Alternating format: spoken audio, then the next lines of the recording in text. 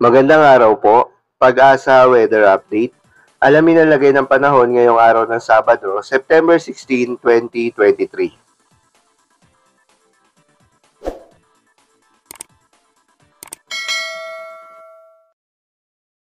Magandang umaga po sa ating lahat. Narito po ang ating weather update. Yung mahinang habagat ay tuloy na pong kumikilos palayo sa ating kalupaan. Ngayong araw, naapektuhan ng habagat itong kalurang bahagi ng Southern Luzon at kalurang bahagi ng Visayas. At kasalukuyan, wala po tayong binabantayan ng bagyo o low pressure area sa loob ng ating Philippine Area of Responsibility.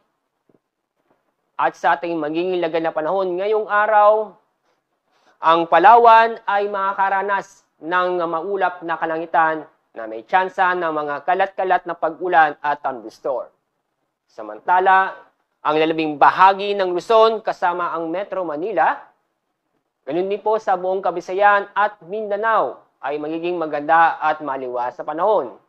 Naasahan po natin halos buong araw ay bahagyang maulap ang kalangitan.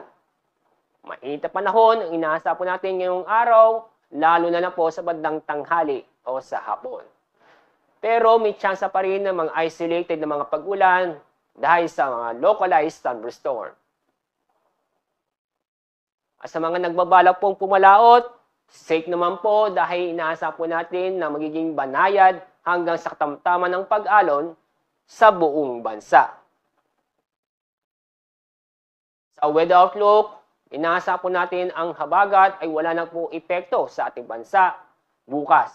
At kaya inaasahan po natin na magiging maganda at maliwas sa panahon sa loob ng 3 araw, hindi lamang dito sa Metro Manila, ganun din po sa iba't ibang bahagi ng bansa.